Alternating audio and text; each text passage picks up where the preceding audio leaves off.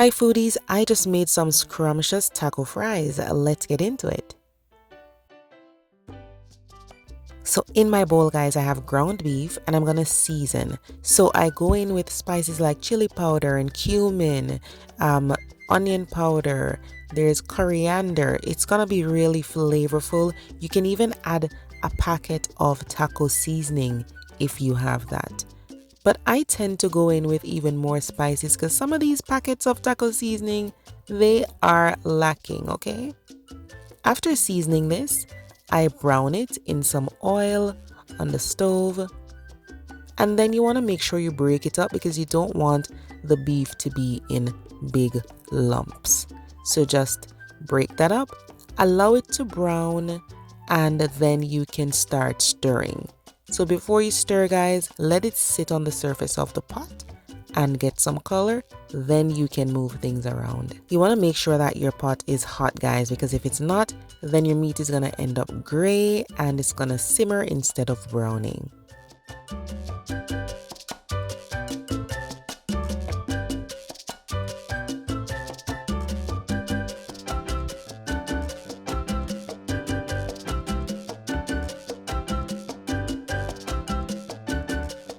Once the beef is looking good, I go in with some diced onions.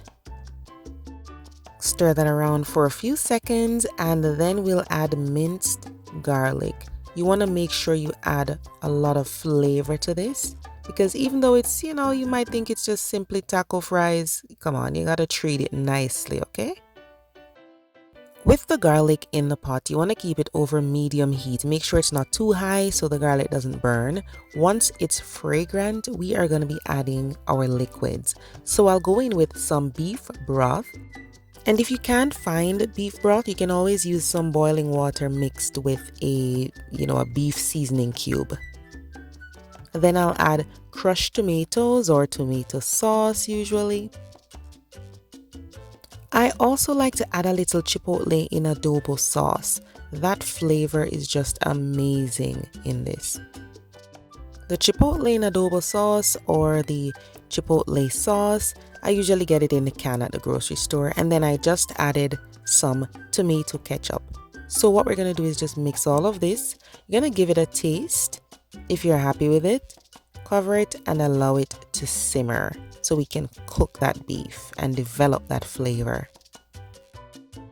You want to check on it and make sure it doesn't dry out, and remember that you can do this as saucy or as dry as you like. I like it in between.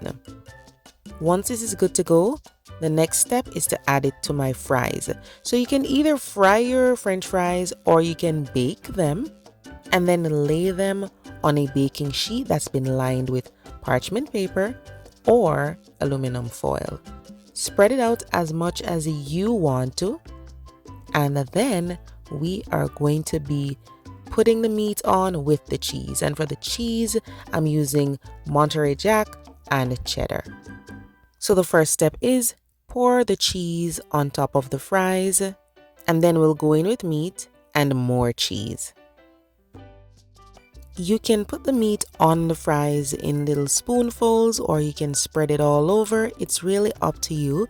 And this is gonna be going into the oven at a very high temperature or under the broiler to melt the cheese when we're done this. I did end up adding some mozzarella guys, so I have mozzarella cheese, jack cheese, and cheddar on here. This is gonna go into the oven and melt nicely. Here we go guys, this is beautifully melted. I don't put too much cheese, just the perfect amount of cheese, and that broiler just melted it really great. So now you can add other things. I like to add, a few strips of lettuce, some green onions, sometimes bell peppers, and diced tomato. You could even add jalapenos to this. You could do pico de gallo and add it here. If you want to, you could even allow each person just to add whatever toppings they want to their serving.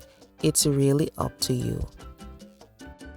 So this is family style guys, but you could do individual packets. So you could put different pieces of aluminum foil on the baking sheet and do them differently, serve them differently. But either way, this is so amazing. It is absolutely delicious, guys. Please give this a try this weekend. You are gonna love it. Thanks for watching. I'll see you next time.